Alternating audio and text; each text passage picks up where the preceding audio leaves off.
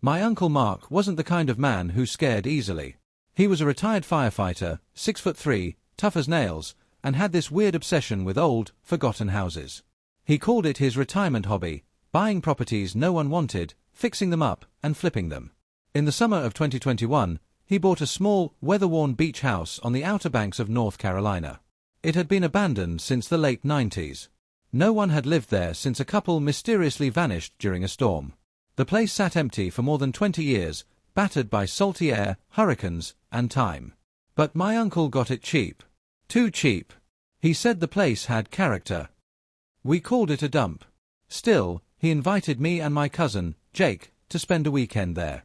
Help clean, paint, fix broken doors, man stuff, as he called it. I said yes because it was just a beach trip in disguise. That was my first mistake. Round Pushpin Day 1, arrival. The drive out there was eerie. The last stretch of road wound through thick pine trees, then opened up to a narrow dirt path that led straight to the shore. And there it was. The house. Grey, 2 stories, with a wraparound porch. Every window was shut. The siding was chipped, and the entire place leaned slightly, like it was sighing. There were no neighbors for miles. Just dunes, ocean, and pine forest. When we stepped inside, the air was dense. Not dusty, but heavy, like walking into a place that didn't want you there. The furniture was still there, covered in sheets. Old photo frames hung crooked on the walls. And in the corner of the living room, a dusty piano that hadn't been played in decades. Jake tried to open the second-floor windows for air. They wouldn't budge. Uncle Mark was already in the kitchen, inspecting pipes. He acted like everything was fine. But that first night, I couldn't sleep. Not because of the creaking floorboards or wind outside. It was something else, something in the walls. I swear to God, I could hear whispering. Candle Day 2, something in the basement. The next day, Jake and I were assigned to clean out the basement. We found the door behind the pantry. The moment I opened it, a wave of cold, damp air rushed up. It didn't feel like a regular basement. It felt underground, deeper than it should have been. The stairs were rotting. Every step creaked like it might collapse. We had flashlights, but even those didn't cut through the darkness fully. At the bottom, we found an old workbench. Rusty tools. Mason jars filled with cloudy water. And on the far wall, something was painted in faded red. No salvation below. Jake laughed it off.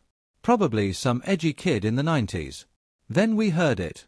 Footsteps above us. But slow. Heavy. Like someone dragging their feet across the wooden floor. Uncle Mark. I called. No answer. We ran back upstairs. No one was there. But on the living room floor, wet footprints. Barefoot. Leading toward the stairs, and stopping mid-step. Uncle Mark came in from outside moments later. He hadn't been in the house. He saw our faces and asked what was wrong. Jake told him everything. Uncle Mark just said, "Old houses have sounds. Floors shift. Pipes move. Don't let it get to you." But he locked the basement that night. Lock Day 3, the locked room. On the third day, something strange happened. Around noon, I noticed a small door under the stairs that we hadn't seen before. It had a rusted padlock. I asked Uncle Mark about it. He looked up from his coffee and frowned. That wasn't there yesterday. We tried to open it. It wouldn't budge. Not even with a crowbar. The wood around it felt soft, like wet sponge, but the door itself was solid metal.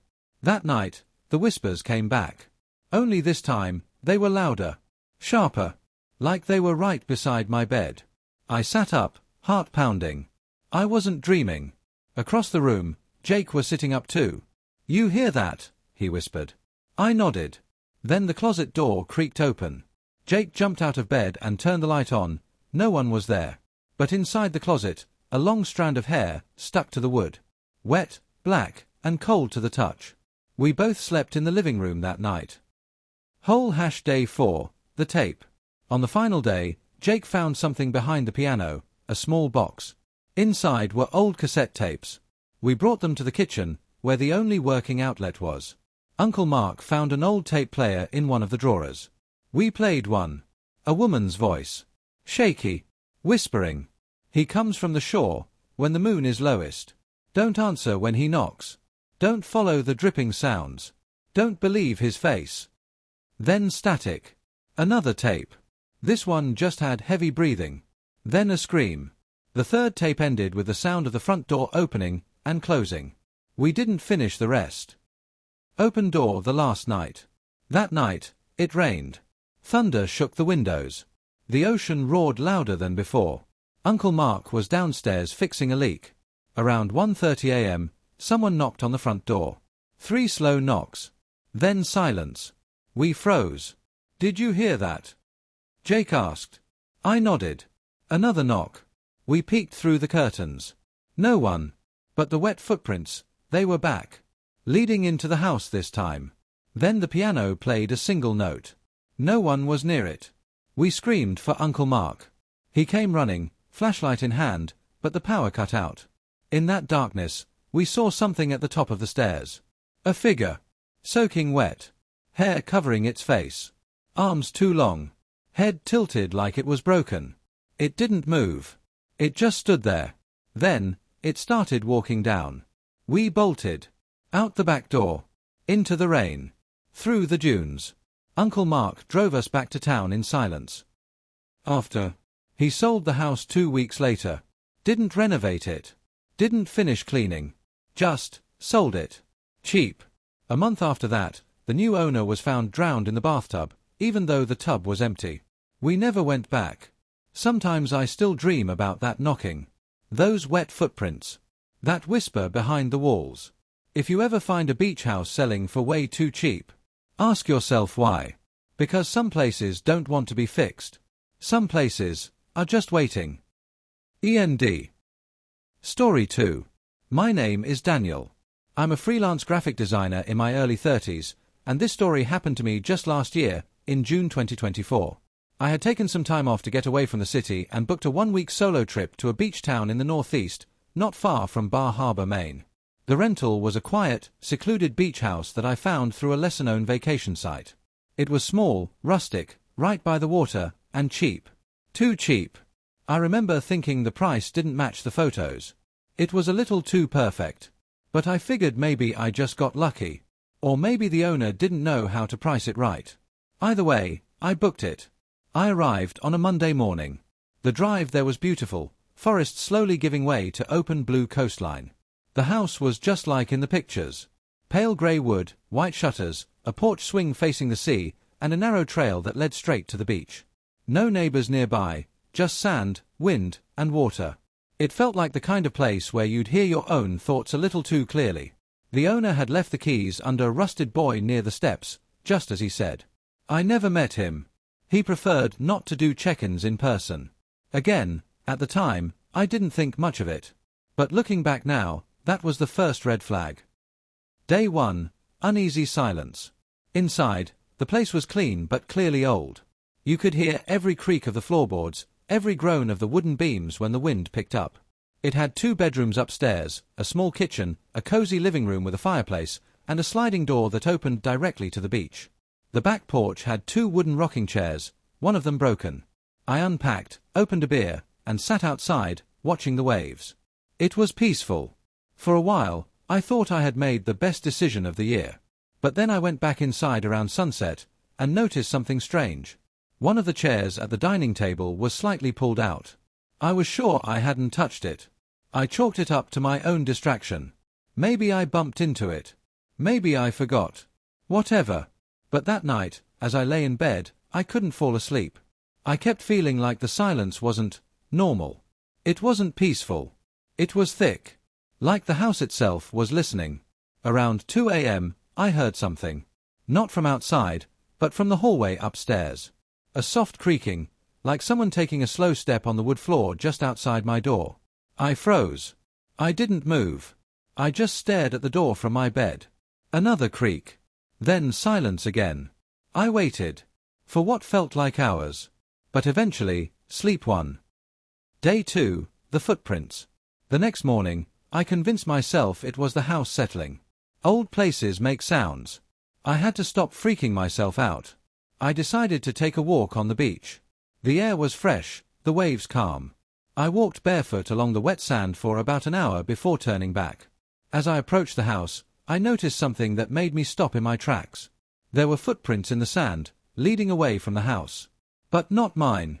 These were fresh, smaller than mine, barefoot, and heading toward the dunes. And I swear, there were no return prints. I followed them for a bit until they just stopped. Like whoever it was simply vanished into the tall grass. I looked around. No one. Still trying to stay rational, I told myself maybe it was a kid from a neighboring property. Maybe I just didn't notice them. But there were no other houses nearby. Nothing but sea, sand, and empty air. That night, I locked every door and window.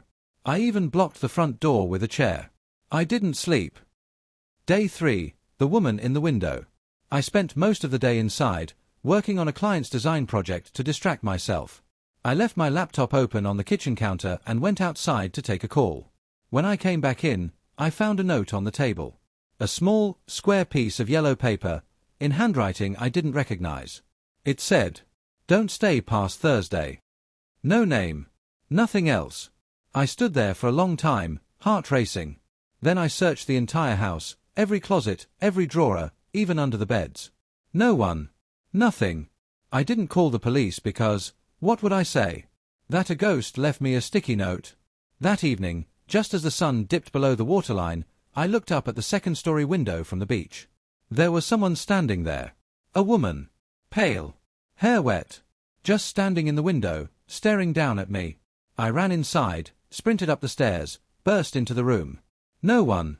The window was open. The curtains still swaying. I checked every inch of the room. Again, nothing. Day 4, the tapes. I decided to leave. I started packing up everything.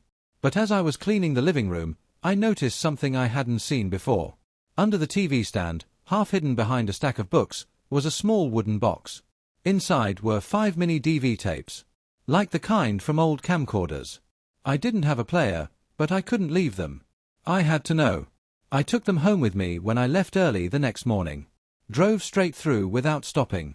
2 days later, I bought a used camcorder online that could play those tapes. I wish I hadn't.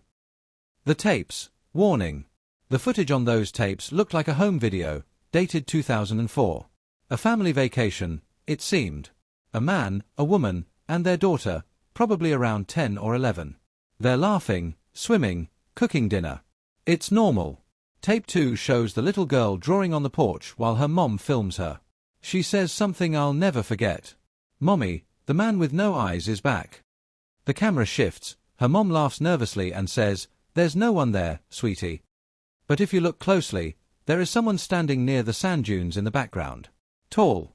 Not moving. Dark clothes. No face. Just standing. The third and fourth tapes get darker. The family starts arguing. The father says they should leave. The mother refuses. The little girl keeps saying, "He comes to my room at night." The final tape is the worst. It's shaky, unfocused. Someone's running. There's screaming. The camera drops. You can hear the ocean. Then, a long silence. Then something picks up the camera. And the last shot is of the second-story window, the same one I saw the woman in. And she's there again. Only this time, she's smiling. Aftermath. I don't know what happened to that family. I tried finding records, missing persons reports, news stories from that time. Nothing. It's like they never existed. I sent the tapes to a friend of mine who works in video restoration. He said they look real, no signs of editing. To this day, I don't know what I experienced in that house. Was it haunted? Cursed? Or did I just fall into someone else's nightmare? I'll never go near that place again. And if you ever find a beach house in Maine that's too cheap to be real, just don't stay there alone. End. Story 3. I want to start off by saying I'm not someone who usually believes in the paranormal. I've never really had any experiences that made me question reality, until this happened. I never thought a simple weekend trip to a beach house would change the way I look at the world. But after what I went through, I can't pretend things are normal anymore. This happened in the summer of 2019, in a small coastal town in North Carolina. My friend Mason had just gotten access to his uncle's beach house for a week and invited me and 2 other guys, Caleb and Jordan, for a little getaway. The place was supposed to be isolated, peaceful. A chance to escape from our busy lives for a bit. We were all in our early 20s back then, just trying to have fun before adulthood hit too hard. The house was beautiful. It was this weathered, 2-story wooden structure sitting on a small bluff overlooking the Atlantic. There was no one else on the stretch of beach we were on, at least not for a mile in either direction. The nearest neighbor's lights weren't even visible at night. The first night was pretty normal. We arrived late in the evening, unpacked, had a few drinks, grilled outside. Typical guys trip stuff. But right from the start, I noticed something off about the house. For one, it was quiet. Too quiet. The kind of silence where even the wind sounds like it's whispering. Inside, there was this faint, ever-present creaking. Not from footsteps, more like the walls breathing. The kind of creaks that didn't match where we were walking. I chalked it up to the old wood expanding or shifting, but I couldn't shake the feeling that the house had been waiting. The second night. The second night was when things really started to shift. Around 2 a.m., I woke up to what I thought was someone walking downstairs. At first, I thought maybe Mason or Caleb was getting a drink. I rolled over, trying to ignore it. But the sound didn't stop. It wasn't footsteps exactly, it was more like dragging. Slow and heavy. Then silence. I sat up in bed, listening. My room was upstairs, and the staircase was directly outside my door. I cracked the door open and peeked out. Nothing. But then I noticed the bathroom door across the hall was slightly open.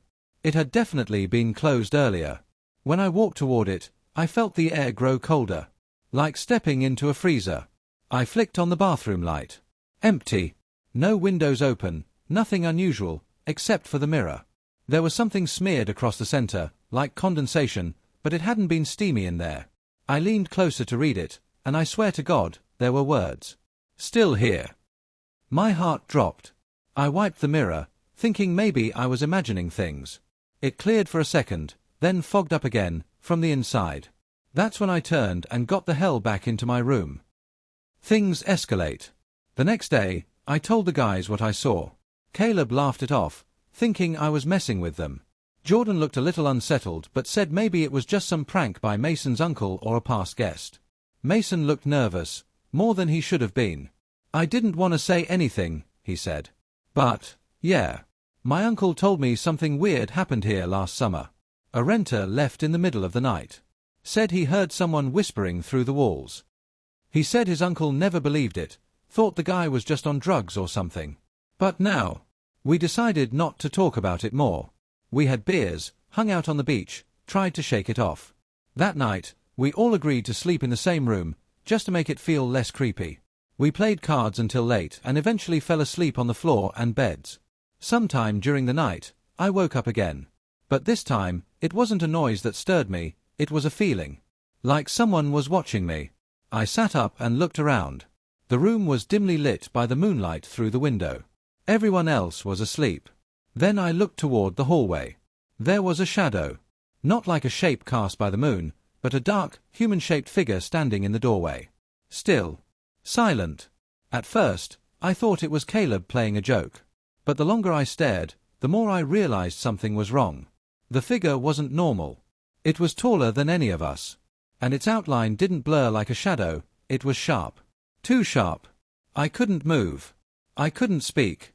I just watched it. And then, after what felt like forever, it stepped backward, and vanished into the hallway. I jumped up, turned on the light, and woke everyone up. I wasn't the only one who saw it.